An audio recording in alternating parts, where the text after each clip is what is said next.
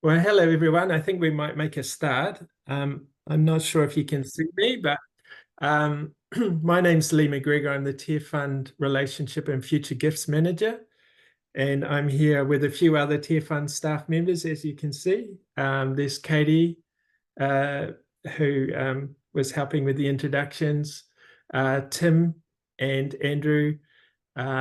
And of course, we'll introduce, or you'll probably see a bit of everyone a bit later today. And we've also got Bridget on the line too somewhere. Um, thank you all for coming and welcome to this webinar. It's on Vanuatu with a key focus on our farming and enterprise program. We're delighted to have you all here, obviously. Thank you for making the time. I think you'll find it very rewarding. There's some beautiful photos and video footage. Please do keep your microphones on mute. I notice you are all being very respectful in doing that. It's really helpful for the presentation. And if you have any questions, please just type them in the comments section on the side, or after we've done the presentation, there'll be a time for questions and answers. And so you can come off mute then and ask your questions or make some comments. For those of you who may not be familiar with Tearfund, we're an international development agency, and we have been operating out of New Zealand for 50 years. This is our 50th year, with a mission to encourage Kiwis to act for justice for the world's most vulnerable people. And we do encourage you to visit our website to find out more. So in particular, tonight, we are going to focus on one of our farming and enterprise partners, Nasituan in Vanuatu. Some of you have been invited to join tonight because you have been supporting our farming and enterprise work regularly or as a one-off gift, and we thank you for that.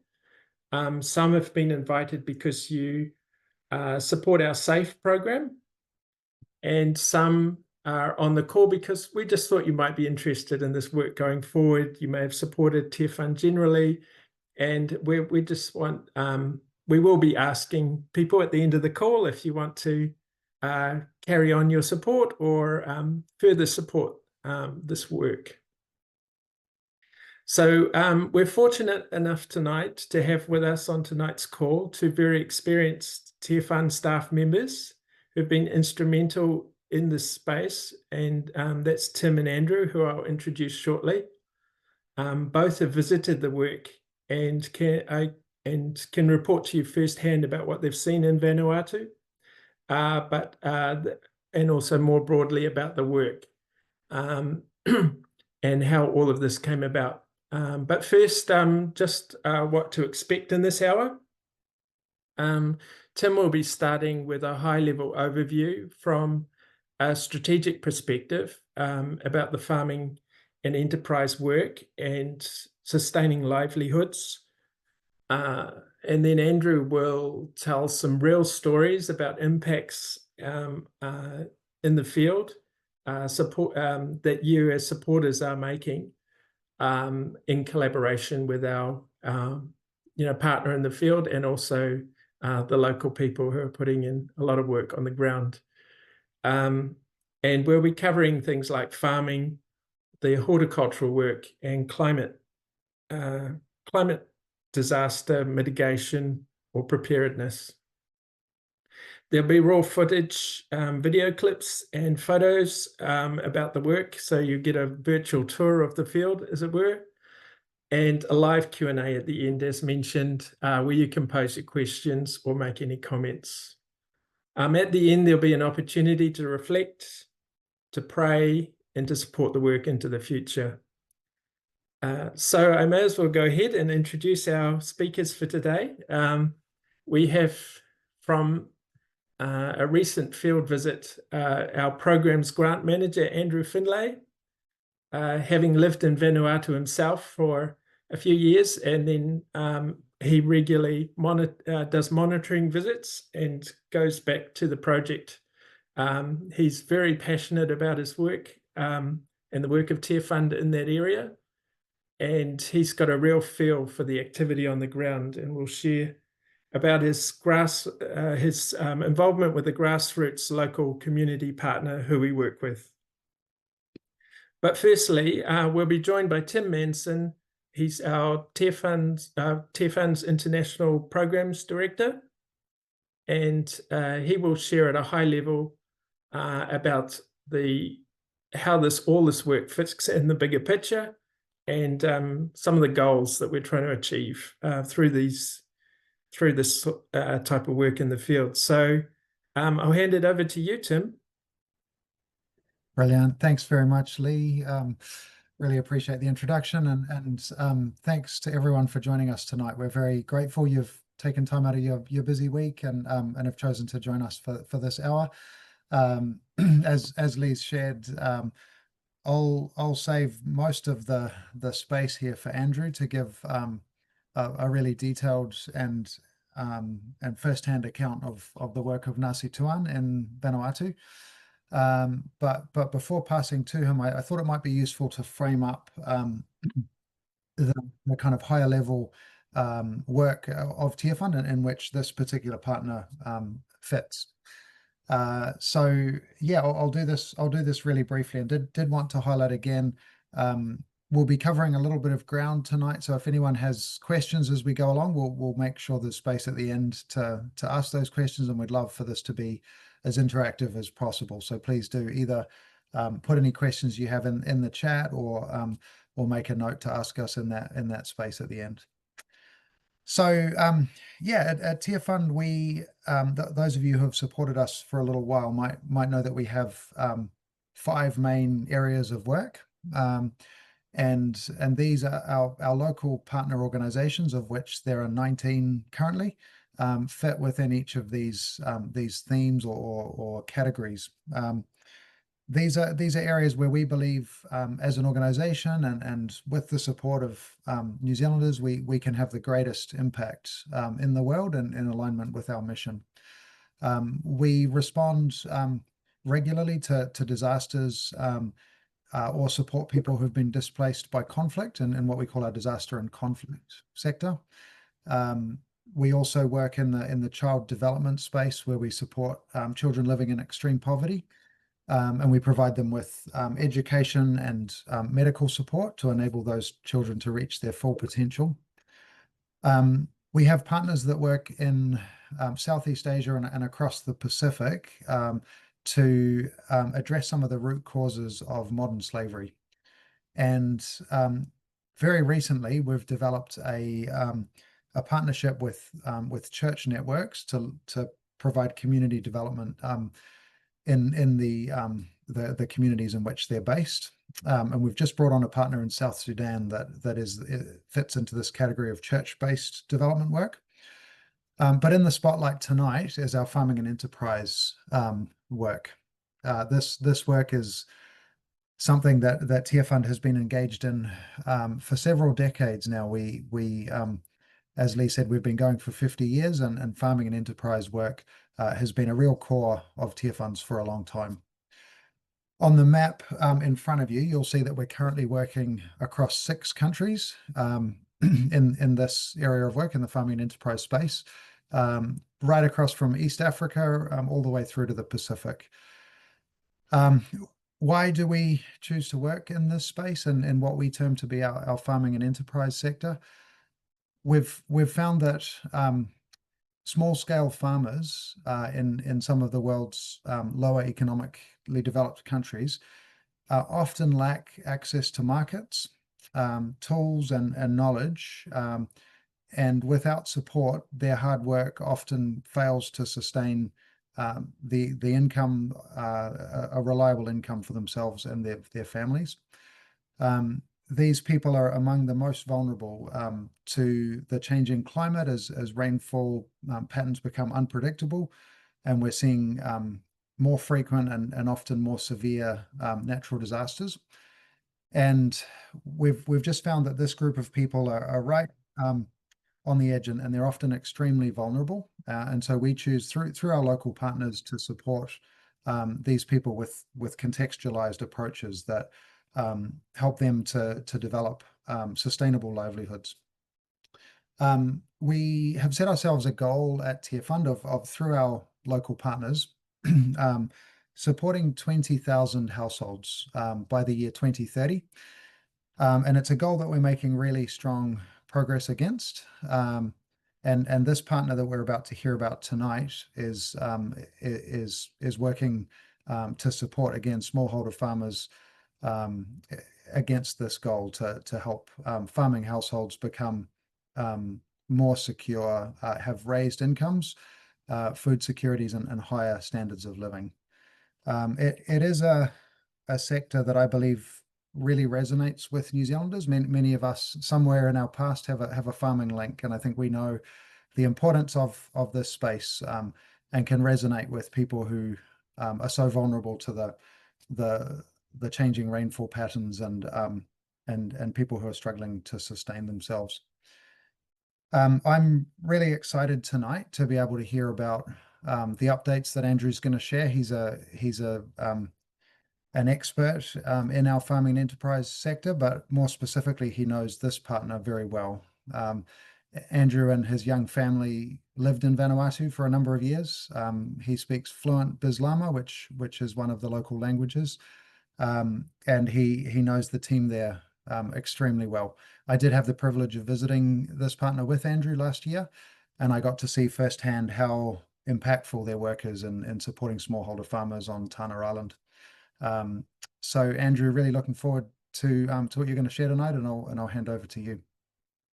Cool. No, thank you, Tim. Yeah, always nice to have an audience of people who are sort of interested and wanting to hear the stories. So thank you everyone for coming tonight. I'm mindful too, there'll be, if you're here, it is because you're interested in our work and perhaps been supporting it. So definitely, if there are questions that you've got, feel free to put them in the chat. And Katie, if she's still online, there you are. Feel free to interrupt me too. I'm going to try and keep it to 20 minutes or so, but yeah, it has been quite a long time. They've been working for Tearfund, supporting Nasituan in Vanuatu, so there are lots of stories to tell and lots of potential tangents that I can go off on as well. So would like to speak to the things that people are interested in, the questions that you've got. I'm mindful that there'll be a lot of experience in the room as well, or in however many rooms we've got represented here. So yeah, really keen to, hear those questions that you've got, the kind of, things that perhaps you want to understand in a bit more detail, and happy to go, I suppose, as deep as people want to go into, whether it's the technical or the kind of, impact stories and things like that in this program. So hopefully my slides are still working, because that seems to be stuck there. There we go. Hopefully, Derek, while you're in Vanuatu, you get a chance to go down to Tana Island. This photo is actually from Tana, Mount Yesa, the active volcano that is a real tourist card for people visiting both Vanuatu and especially getting down to Tana, source of, I suppose, what makes the island itself so fertile and rich and such an important kind of agricultural centre in Vanuatu, as well as providing a bit of challenges for people as well. But yeah, I just wanted to start with that nice photo. And if you do get a chance, definitely go and visit it. But this photo is actually my first day working in the Tearfund programs department. I suppose technically I was contracting at the time, but still, this was sort of first day on the job. I think night before, got given a Tearfund cell phone and told to get to Whenuapai, the Air Force Base down in Auckland there, to jump on a Hercules to get up to Vanuatu it was March 2015, on the aftermath of Cyclone Pam. I think those Hercules now have been retired, so I got my chance to get on one. But yeah, it was probably quite a fitting start to, I suppose, working in Vanuatu, to working, to managing the projects on behalf of Tearfund in Vanuatu. Cyclone Pam was one of the strongest cyclones to hit in the Pacific that's been recorded. And a huge sort of disaster. back then that Tearfund was responding to. It wasn't completely surprising that that's how the kind of my program's career started, I suppose, previous to working for Tearfund. Like Tim had mentioned, I'd been living in Vanuatu. I think over the space of 12 months, we had several earthquakes at like over magnitude 7. We had tsunamis, we had flooding, we had a prolonged dry season, we had acid rain, and we had 2 cyclones, and that was over the space of about 12 months. So disasters aren't something that's terribly surprising. If you spend any time in Vanuatu, it's ranked as #1 in the world in terms of its disaster exposure. And certainly we've experienced firsthand quite a bit of that. This was my house. We had just got back to New Zealand after living in Vanuatu for a bit with my 2-year-old at the time and my wife. And yeah, we were living in this little house, and it was sort of the state it was in after Cyclone Pam hit. But again, you know, we experienced that from a very privileged position. There are a lot of people I knew who were affected a lot worse than we were. This is Jacob Yalla, the local chairman of the coffee cooperative. And again, this is after Cyclone Pam. And he's sitting in front of his house there, everything he owns behind him. And his story was definitely not uncommon by any means.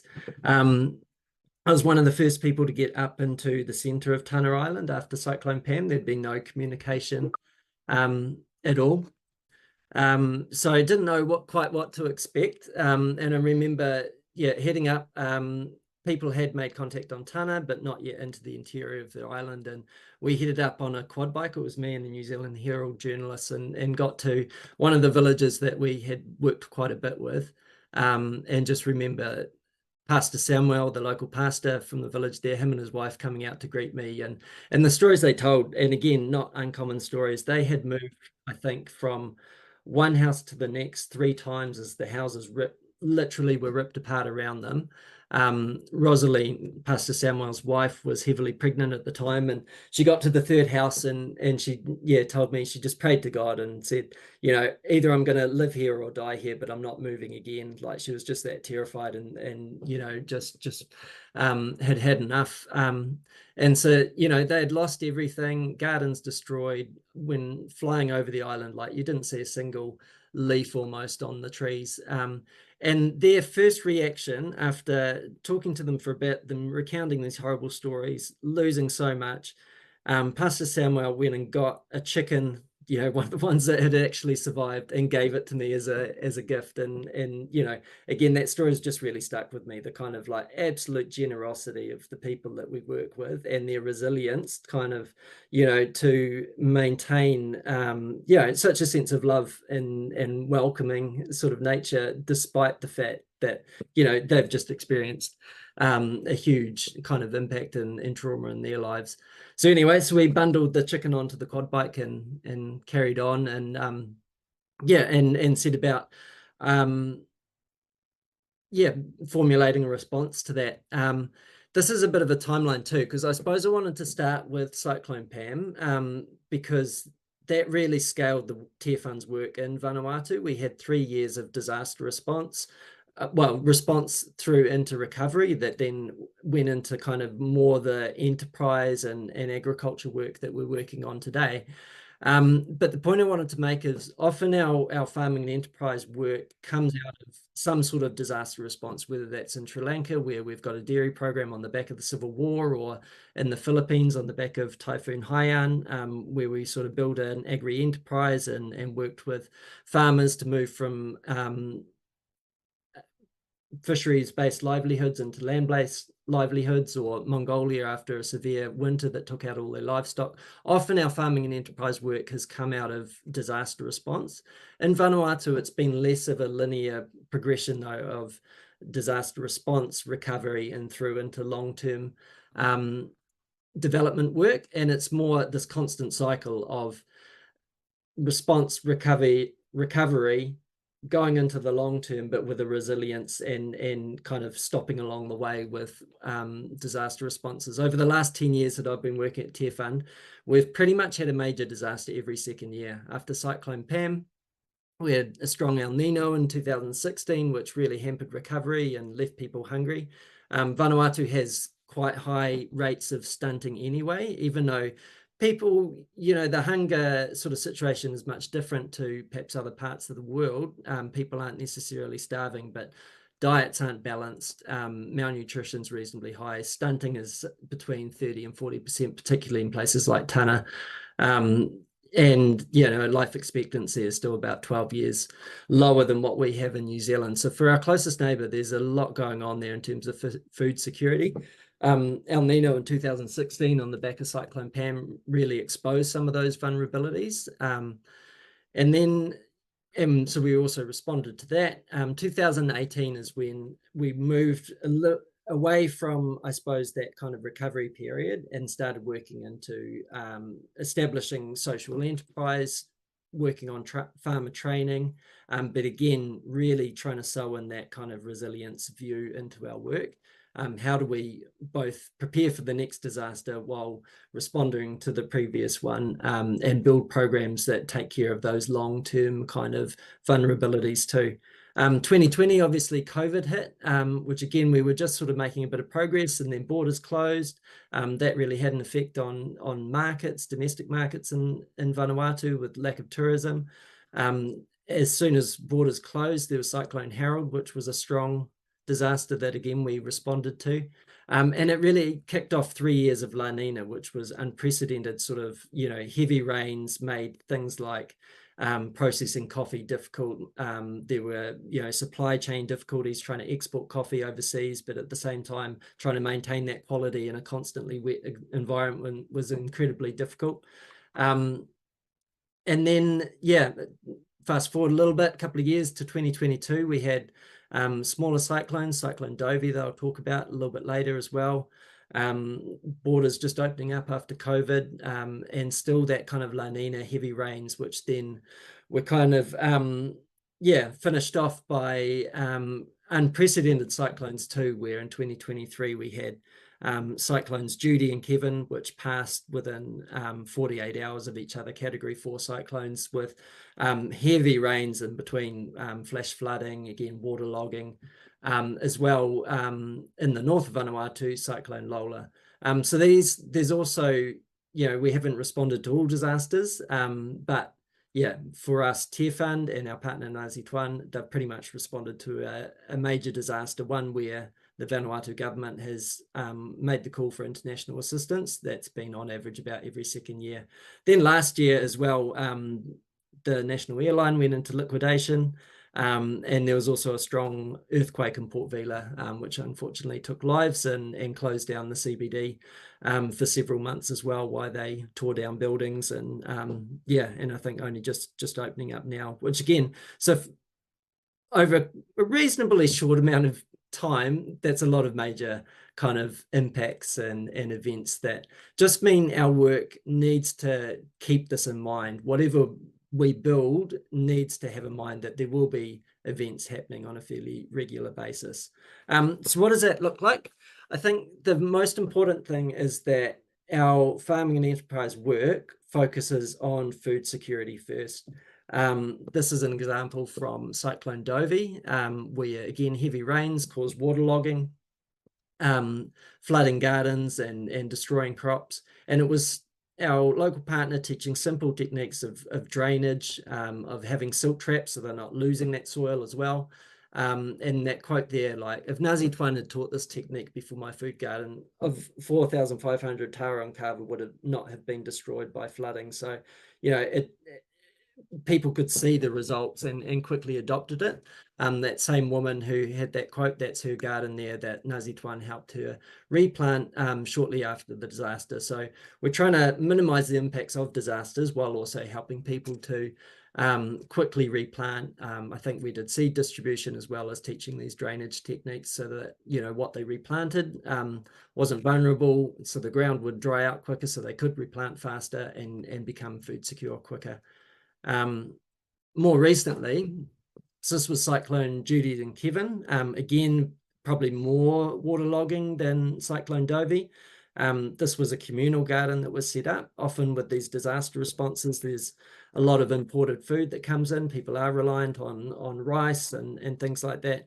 And often we complement that with distributing seeds to people. So when they're able to replant, they can replant. As well as this was a communal garden because a lot of people couldn't replant because the ground was still too wet. So as a stopgap measure, our partner created gardens like these that then could be distributed. Often that would be targeted as well to those who most needed it. Widows or people with disabilities. Some went to schools and hospitals as well. So those who couldn't replant, this was the stopgap measure to help them out in the interim and balance a lot of that imported food and try and create more local resilience too. Onto cash cropping. So while we integrate food security with our cash cropping, for example, like coffee, we make sure that the spacing is more than what just the coffee needs so that they can alley crop with different food crops. But this again was after Cyclone Judy and Kevin. This is May. She's an amazing woman, absolute like leader in her community and one of those farmers that are just like relentless. Does the best cabbages, the best coffee. I don't know where she finds the time to do it while sort of, leading all sorts of community groups and taking a key role in the church there. But this was devastating to see after Cyclones Judy and Kevin, just years of hard work destroyed. You can see all the coffee rotten on the trees there, too much water, and trees that would have been 10 years old, sort of dead and in need of replanting. So again, Tearfund with our local partner Nasituan was able to respond to that. These communities were part of our sort of ongoing farming and enterprise project around developing enterprise and farmer trainings for these sorts of things. But again, sometimes you've got to stop in that process and then help people just to bounce back after one of these events. Just flick here. So again, actually these two will come up quite a bit. This is Pastor Samuel, who was in that first story, the one who gave me the chicken, and his wife Rosalie, and one of their children. Nasituan was able to create a nursery. I think there are about 20,000 coffee seedlings sort of in there behind, and they were one of the recipients of that. We helped several farmers to replant. And again, even though that takes time, at least people can get back up on their feet. And I'll talk a little bit later too on how we're trying to minimize that kind of, I suppose, not just respond to disasters, not just have to rebuild every few years, but actually protect those systems so that they're less vulnerable in the first place and don't need sort of, the sort of assistance in order to be kind of long-term and sustainable. But let me flick to this one. Hopefully this works. This was just a little bit of a sense of what coffee farming sort of looks like in Vanuatu. This is Pastor Samuel here. He's an amazing guy. Like, again, is actually from a different island. He's from neighboring Erromango Island, is on Tanna Island as to pastor a small local church. He's self-supporting, so it's through things. He gets a little bit from the church, but it's mostly through his own income generation, planting coffee. The local community's given him land to use, but he doesn't have the same social supports that he would if he was living on his own island. So he's a part-time pastor, sort of leading in his community as well. He's a part-time or maybe full-time farmer as well. And he has several children who he supports, as well as some severely disabled children as well, or one he lost recently and another one that he still supports, completely dependent on him. So it's money that he earns from this sort of cash cropping that he's able to support his family with, as well his kind of leadership role in the community. If you've got a keen eye, you could spot, I think I had a look, I think there's about 6 different crops in this plot here. So there's coffee, there's corn, there's kumara, there's kava and banana, a few others. So yeah, I'm pretty sure I counted up 6. And they had previously been farming peanuts in there as well. This is another family too. So again, to cope with some of that increased heavy rain, particularly over that La Nina period, some of the kind of, I suppose, new techniques that we've been teaching farmers have been things like, this is just a covered coffee dryer. Previously, they were just drying coffee on black plastic on the ground, like tarpaulin sort of thing. Often it rains, you've got to run out and cover it up and then open it up again. And often it's sitting there and it's getting really humid, and they're losing quality on it. Yeah, which means they're losing, I suppose, their ability to get a good price for it. So one of the things we've been doing is introducing simple technology, accessible kind of materials, but adds a bit of resilience to the work that they're doing, so that farmers aren't losing the gains they're making from their hard work. So this, they can dry coffee at, obviously it's covered from the rain, it's a raised bed, it's got good airflow, reduces that humidity a bit, and minimizes the amount of work they've got to do, sort of keeping an eye on that coffee 24/7 and bringing it in and bringing it out. So yeah, this is a family here, Louis and his wife, Juanita. They have, I think it's seven children, that they largely, through their coffee growing, are able to pay for their kids' school fees. Oh, there's a photo of Louis again. Just really like that photo that was in their coffee plantation. Again, I think, what are we counting there? They have 10 different crops growing in their coffee plantation. So smallholder farmers on Tana, they're not just doing one thing. You won't just find someone who's a coffee farmer and that's what they do. They're doing a bit of coffee farming. They're doing, integrating that into their food security systems. They'll have other cash crops as well that kind of complement that. And that really is a resilience technique in itself. They're spreading the risk. They've got short-term, long-term, medium-term crops. They're looking after the money as well as food security, and it's all happening in the same place. So yeah, Nasituan set these guys up as model farmers in their community. So help them plan their plot, get the correct spacing, get good quality plant stock to plant in it. They've even trialed some higher value coffee varieties as well in there. And we calculated, I think the return on a day's labor for their coffee was about $64 for every day they're working on it. So again, it's not the only thing they're doing. They're not doing that all year round. They're not even doing that as their only kind of income generation thing, but that's kind of what, a coffee farmer can expect in terms of the amount of labor input they need to put into maintaining a plot. Worked out to be about, $62 a day. And probably for his one, he works about 25 days on that a year is what it would add up to be. So yeah, and that money is going to keeping their kids in school or paying for transport down to markets, or getting to the hospital when they need to. Another coffee farmer was able to save up and then get a loan to buy a truck that then he runs a transport business with. So yeah, this coffee farming can really give people an opportunity to pay for things that they wouldn't otherwise have money for, and then set them up as well into other small enterprises. So yeah, so we are sort of looking at the whole process of not just coffee farming, other crops as well, but particularly coffee at the moment, from plant to cup, and I'll go into that shortly as well.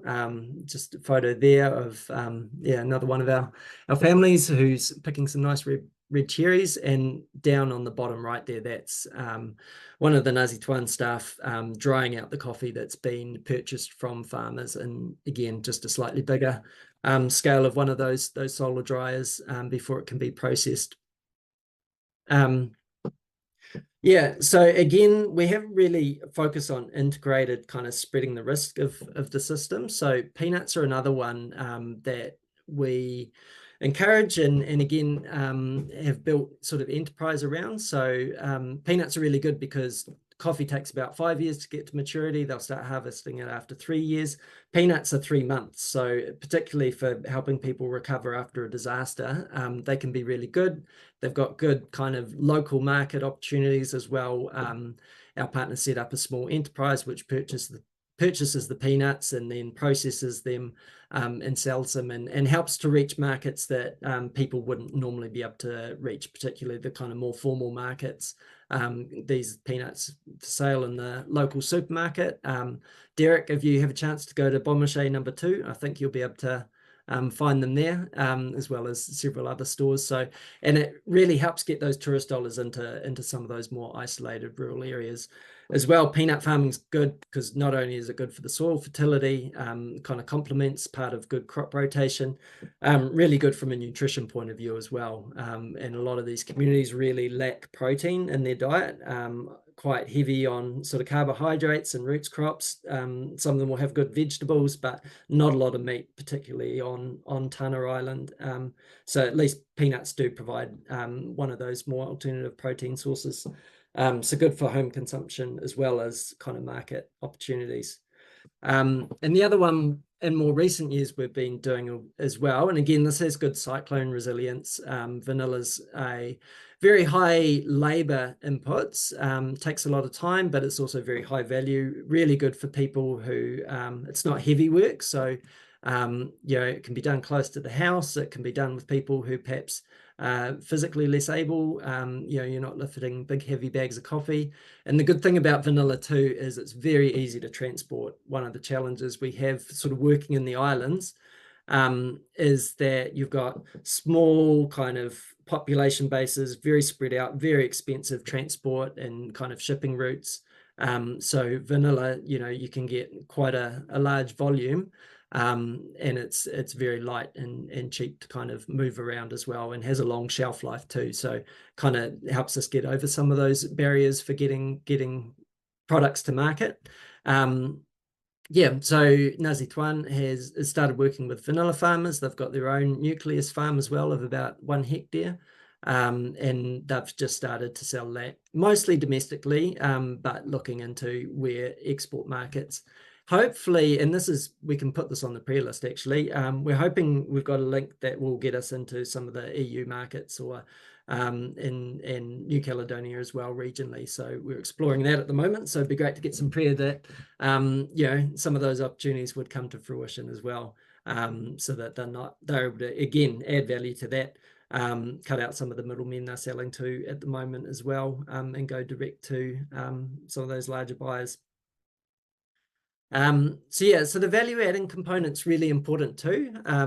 So we're helping farmers sort of food security, resilience, production, but then setting up the kind of systems so that, they have good market access, that that kind of value adding benefit is as localized as possible as well. So we've set up like a coffee processing facility on Tana, that's up on the top left there. They are hulling coffee into green bean, which then could be exported for New Zealand roasters. These guys down on the bottom left there, they're hand grading it. We actually were able to partner with Mojo Coffee, and they both had been buying the coffee, not currently because the volumes are too small after the recent cyclones, and we haven't exported green bean for a while. But we previously were sending green bean into New Zealand, which was being roasted and sold in the New Zealand market. Mojo also very generous too, and sent their staff over to Vanuatu and have helped us set up a small roastery. So on the top right there, that's people tasting their coffee for the first time probably, and actually learning about that full process from roasting as well as barista training. We've set up a small cafe on Tana Island, and that roasting has really helped because now the profit margins are much higher for roasted coffee, even higher for selling coffee by the cup, but there's a few limitations there. But it's meant that in those times when cyclones hit and production's low, that they can still, with much smaller volume, still get a reasonable return on what they are able to purchase from farmers and sell, and that's helping kind of sustain that. So again, that's helped with us being able to manage those peaks and troughs of the disaster sort of cycle. So they're roasting that on Tana Island and selling that largely domestically as well. in his small cafe they've set up. Again, this was just before COVID. We kind of set that up, and COVID's disrupt the kind of agritourism components. The idea there being that, you know, if we can create non-harvest income sources for farmers, that starts to spread that risk as well. In those times when perhaps production is a lot lower, you can still get money into your farm through agritourism.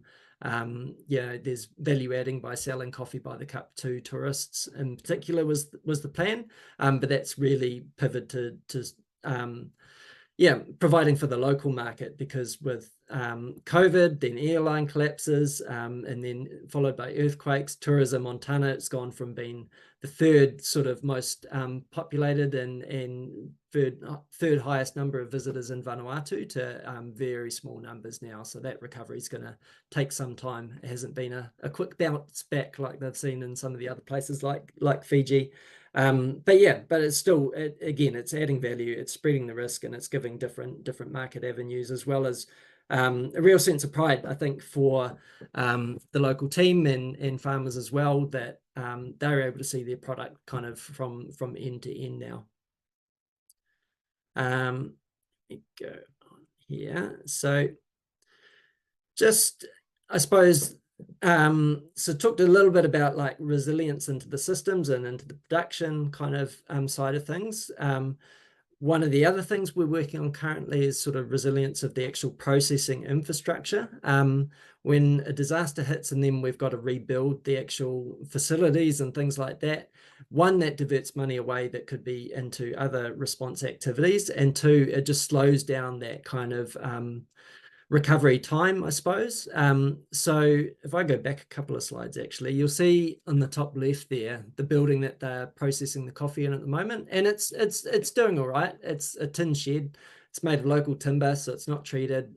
Bugs are slowly eating away at it. It probably doesn't have too many years left before a big cyclone, at some point will come, and that building will collapse, potentially putting at risk the processing equipment inside, and then taking time to rebuild. So we're in the process now of building a new facility for hulling that coffee that will be, it's gone through sort of structural engineering and will be cyclone, flood kind of resilient, and again, provide longevity, so that these things can last and be an asset to the communities that they serve, as well as often doubling as an evacuation centre too.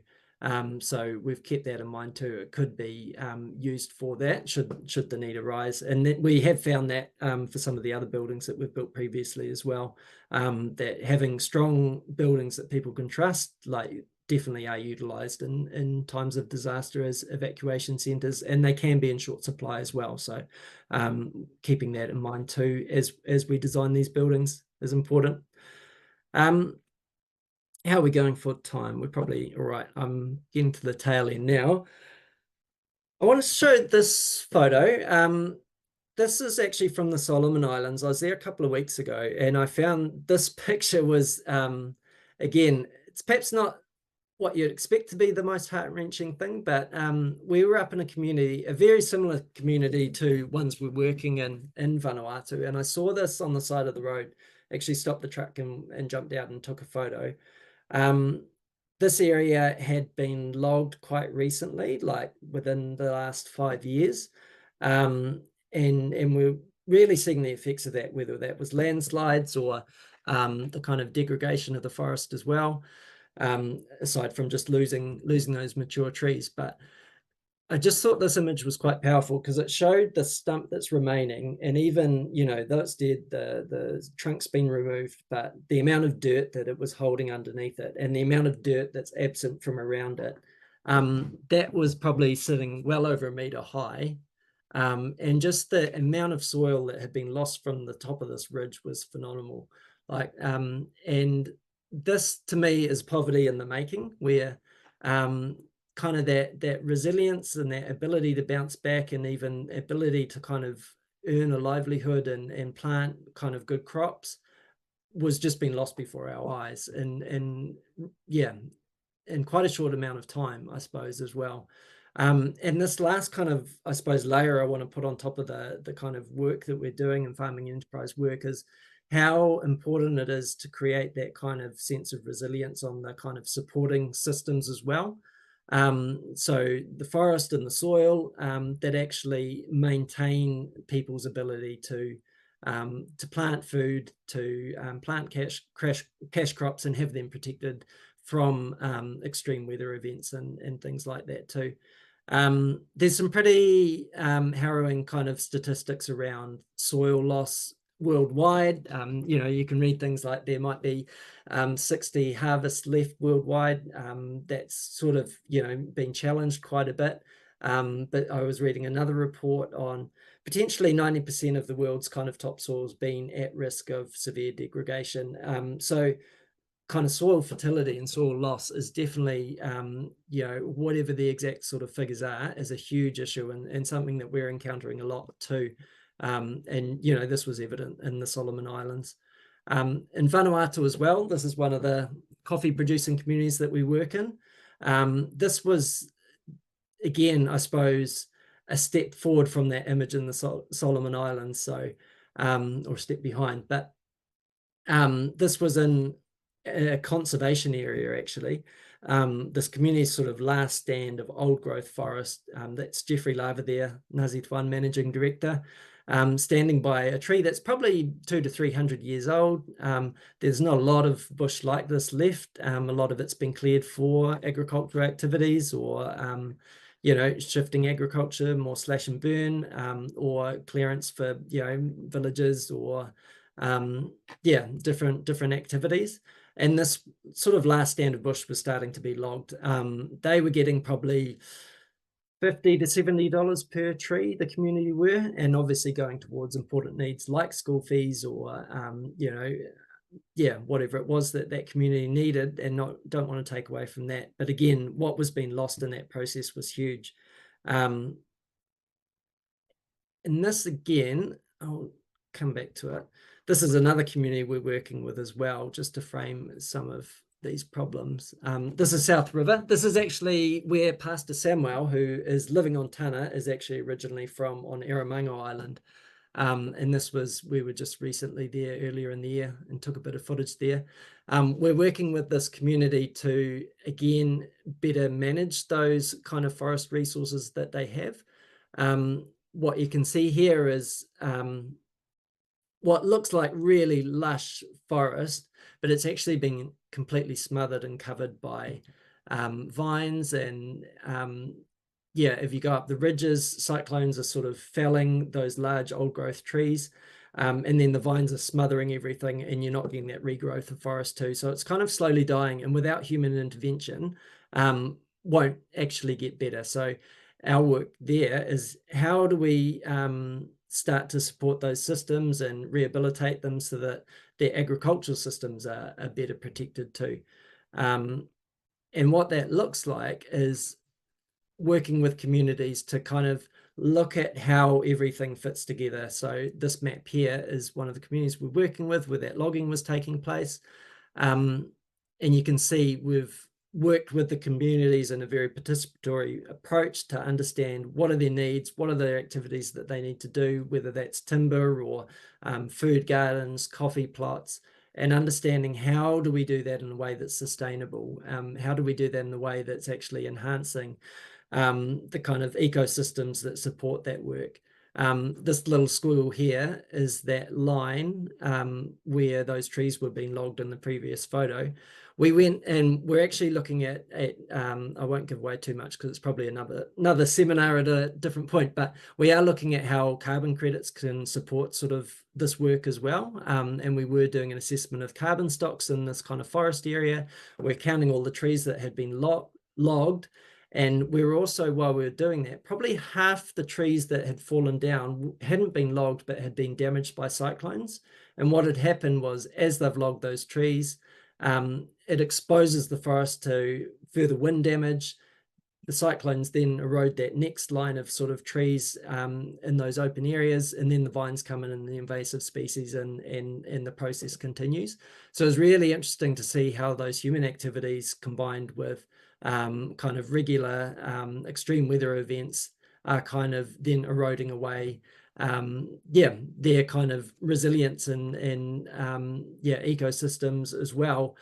Those ecosystems that then support the other work, such as coffee. There's been studies in Costa Rica around coffee when it's grown within 1 kilometer of indigenous forest. The yields go up by 20% just because of the exposure to kind of wild pollinators and things like that. Coffee that we've seen that's grown with good buffer zones maintained around it of indigenous forest and higher shade, like after Cyclone Judy and Kevin, in contrast to maize coffee that was completely destroyed, we saw coffee that still had the fruit on the trees, hadn't been affected by or wind damaged at all. So just how that kind of maintenance of the supporting ecosystem can really yeah, support those agricultural and cash cropping activities as well. So yeah, again, it's a lot of work working with communities, coming up with planting plans, reforesting areas that have been degraded, and looking at the interlinkages between the agricultural activities. And I'll finish there because I'm probably gone over time a little bit and do want some time for questions. Last kind of story, this guy, last trip when I was up in Vanuatu just really touched my heart. This was a story that they'd come across. Yeah, the project was in his community, or at least in a neighboring community. They were replanting along a riverbank that had flooded previously during a disaster as a way of protecting their gardens. This guy saw what was going on, not part of the project, but decided to use some of the land that he had available to kind of add to it. And I think they were doing 6 hectares of riparian planting. He had an additional 2 hectares just on his own steam, which has now been integrated into the project. And his quote was, "I want to bring back what I saw as a child. This place was once full of trees, birds, and thriving streams. Now overgrazing and human activity has stripped it bare, but I won't let it stay this way." Yeah, and he was just completely grateful for the work of Nasituan, the work of Tearfund to support work that had obviously been on his heart for a long time, and now is giving him a bit of momentum to actually yeah, get involved in maintaining his environment and seeing the benefits of that, of both the kind of access to natural resources as well, the kind of protection of you know, vital food security and cash cropping activities as well. So yeah, I will leave it there for now. There's lots more could talk about, but yeah, if we've got time, if there's any questions. If not, I will yeah, hand back to Tim. Yeah, thanks. Thanks very much, Andrew. And I do just want to open up that opportunity if anyone does have a follow-up question about anything Andrew's shared tonight about the work of Nasituan. Do feel free to just unmute yourself and ask a question, or type it into the chat. We can take a couple of minutes to answer any questions you might have.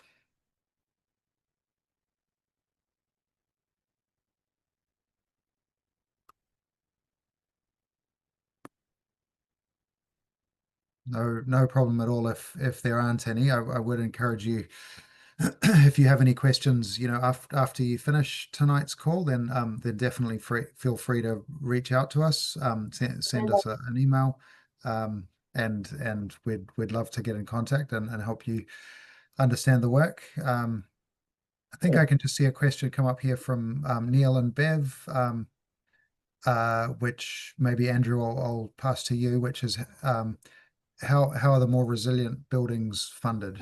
Thanks for that question. Yeah, no, that is a really good question. So yeah, and I mean, I showed you the coffee processing building. We've actually built over the last few years another coffee processing building that houses a different part of the process, as well as an evacuation center after Cyclone Pam. And those builds do cost a bit more money.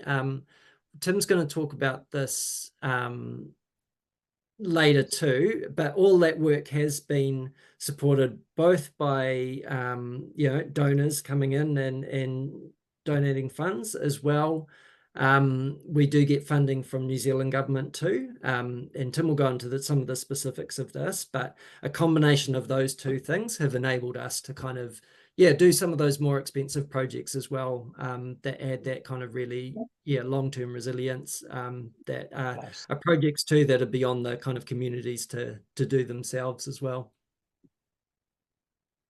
Brilliant. Yeah, thanks, Andrew. And a follow-up question is looks like a couple coming in. Thanks, guys. That's great.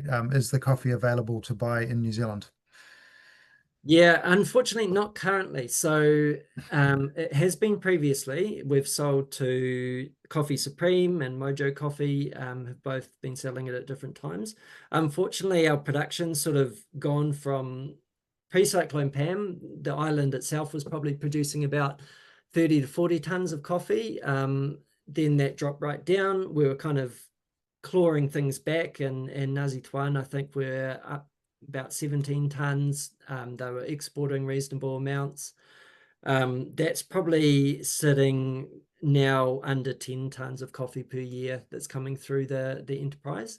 So those volumes are quite small, and it's just been sold either as roasted coffee domestically or to other buyers as well who are also serving that domestic market. So yeah, but I'm hoping that in the next few years, again, those numbers will climb, and the price of coffee worldwide's increasing a lot too, and they'll have more excess that they'll be able to export.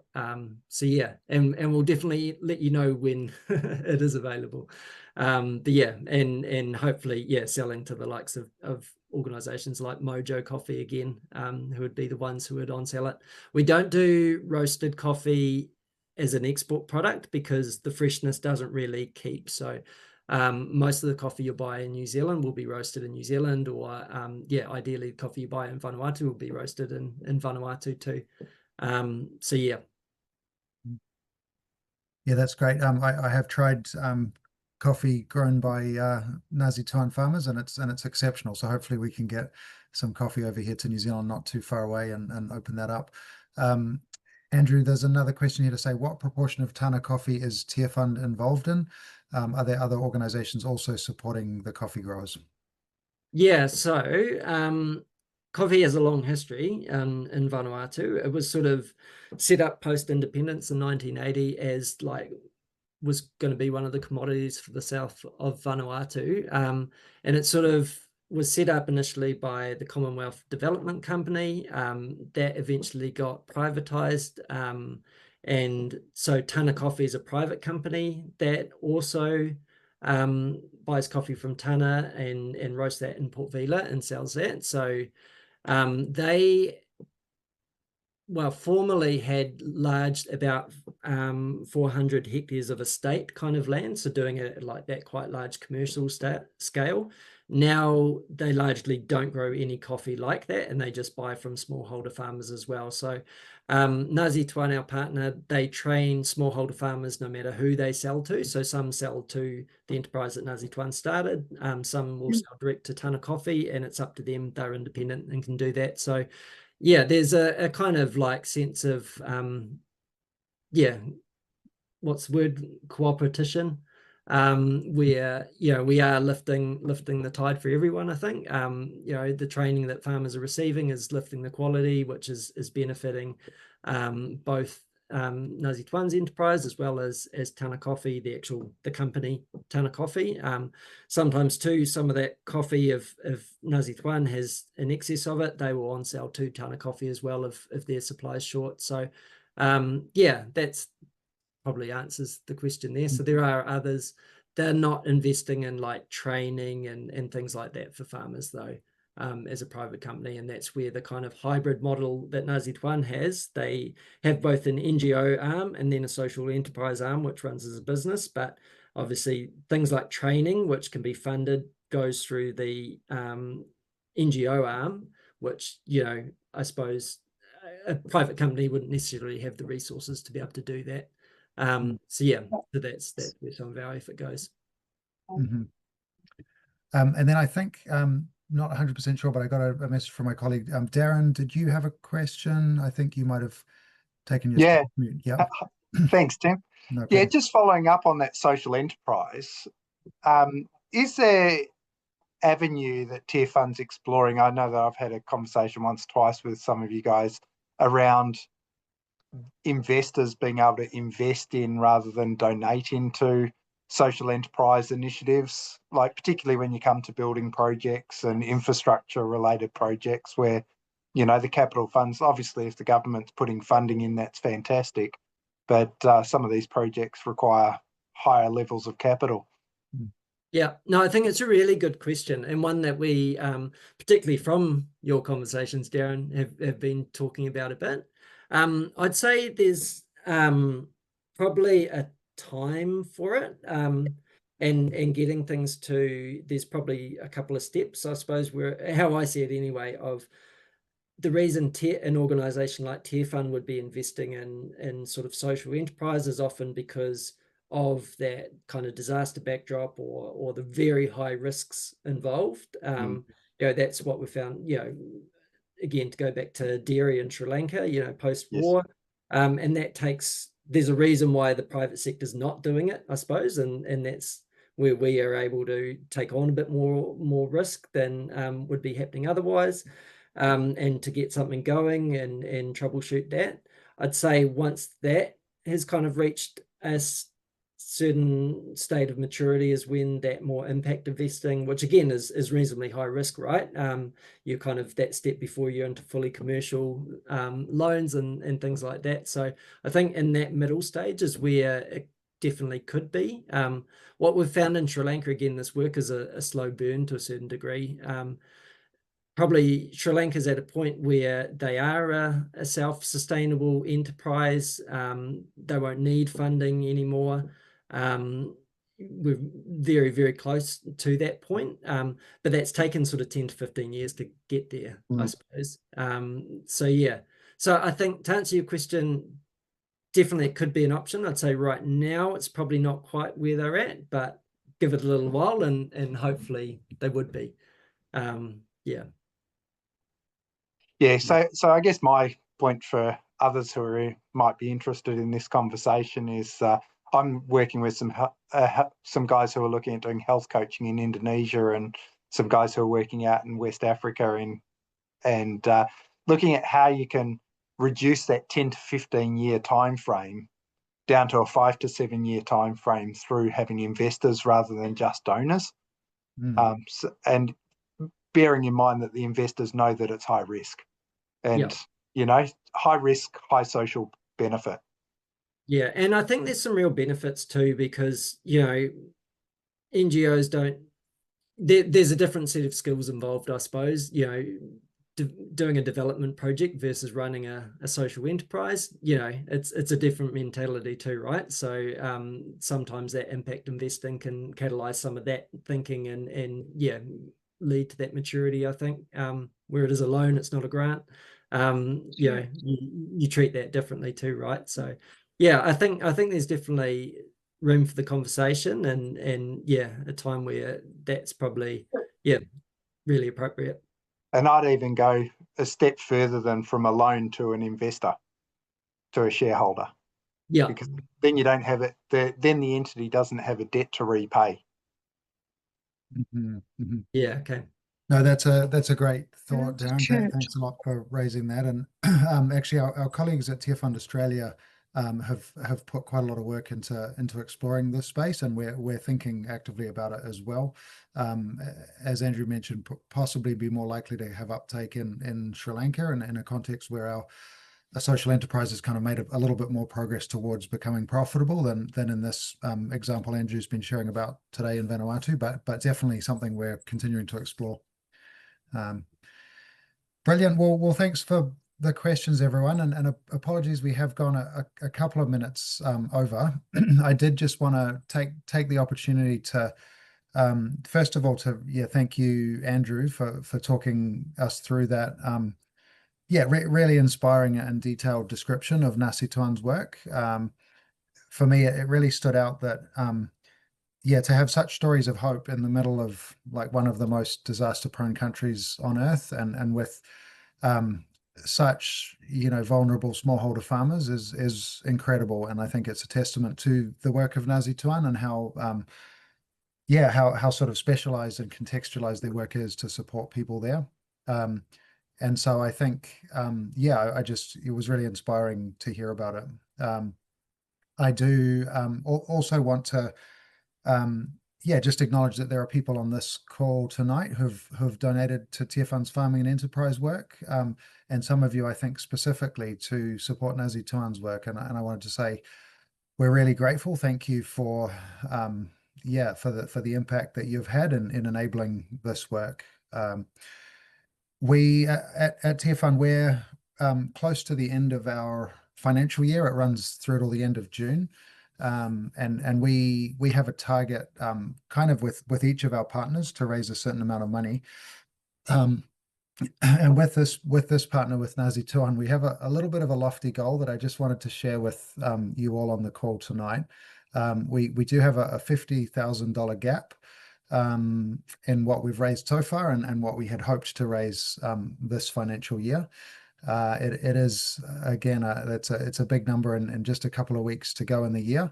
But we wanted to open up the opportunity if yeah, what Andrew's shared tonight has inspired you, or you would like to make a donation, there is definitely an opportunity to do that.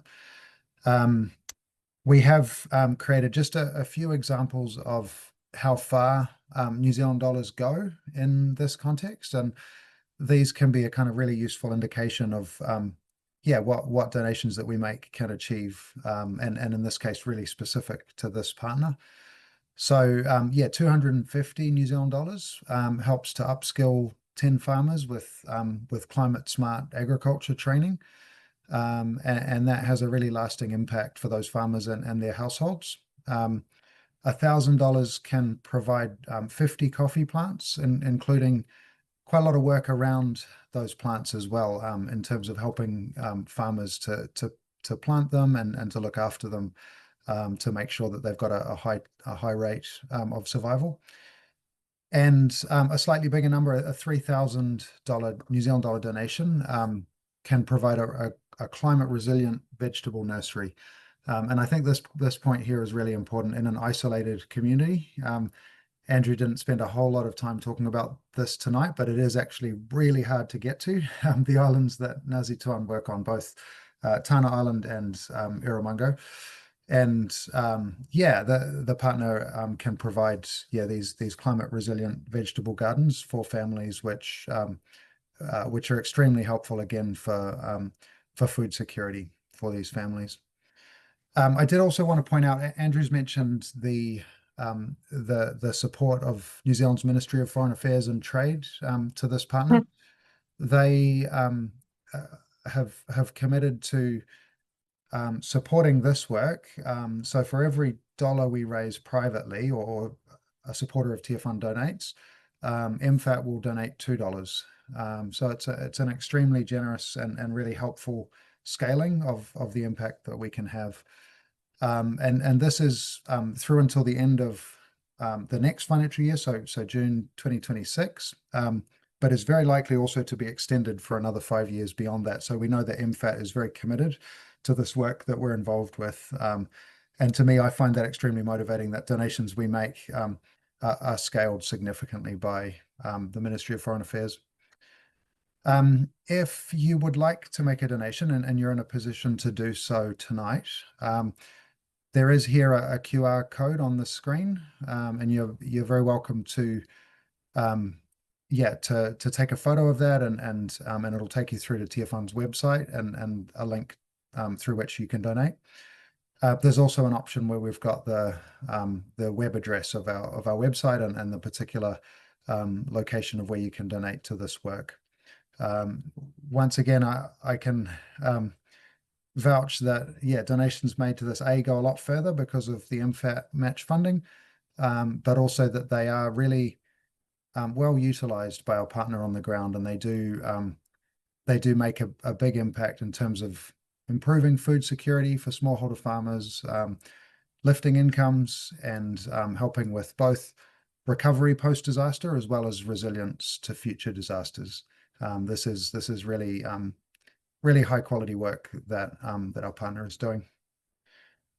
Again, we're really grateful to everyone for joining us. I did just want to as we wrap this call up, take a moment to pray, and to also just leave a couple of thoughts of how you can also pray for this work if you'd like to support Nasituan in that way, and the people of these remote islands in Vanuatu, then we would encourage you to also join us in praying for this work. So yeah, as we wrap up, let me pray, and then we'll finish the call. Dear God, we just thank you for this time together tonight. We thank you for the opportunity to join together and connect remotely, and also to hear from Andrew's extensive experience of working in Vanuatu alongside this partner. Lord, tonight we think of Psalm 146, where you say that he upholds the cause of the oppressed and gives food to the hungry. The Lord lifts up those who are bowed down. Tonight, Lord, we just pray for people living right on the edge of poverty, and who are really vulnerable to disasters, and often struggling to earn enough income to support their families on Tāna Island and Iramango. We pray that these people would get the support and the encouragement and the training that will help them become self-sustaining. We pray for our partner Nasituan and their leader Jeffrey and their team. We pray for them that you would sustain them in this work and encourage them, even though they face frequent setbacks and it's such difficult work. We pray that you would continue to encourage them and help them to see the impact that they're having. We pray specifically for increased access to markets, as Andrew's shared tonight, for opportunities to open up in New Caledonia and across the region where products being grown on Tāna can be sold. Coffee, vanilla, peanuts, any products which are being exported, Lord, that you would help markets to be found for those. We also just pray for Andrew. We thank you for his work over many years with this partner, the way that he supports them. We pray that you would continue to give him wisdom and skill in his work as he stands alongside this partner. Thank you for the generosity and the faithfulness of Tearfund supporters in backing this work and other work like this. We're so grateful for their heart to support people who are struggling around the globe. In Jesus' name, amen. Well, thanks very much, everyone, once again for joining. Yeah, really do appreciate you taking some time out of your evening. And if anyone did have any questions that you didn't get a chance to ask during the call, then do please feel free to get in contact with us. I think hopefully all of you got an email on this webinar and have a way of getting in touch and reaching out. Yeah, and I think unless Lee, you had anything else to wrap up with, I think that might be us. I think you're still on mute there, Lee. Thank you. Just wanted to thank you, Tim and Andrew, for your presentation. That was a real insight for a lot of us to really get a handle on what's happening in Vanuatu, from being the #1 disaster response area through to some impressive enterprises, budding enterprises just getting started. Katie, Emily and myself will be getting in contact with those on the call and just following up with you, seeing how you found this presentation, and also just following up with you'd like to support further. Please look out for our next presentations. There'll be one perhaps more on the climate finance work coming up, and there'll also be our 50th anniversary presentations coming up in September. So they'll be in some of the main centres around New Zealand. So those are just some of the things coming up, but thank you so much for taking part in this, and bless you heaps. Thank you, everyone.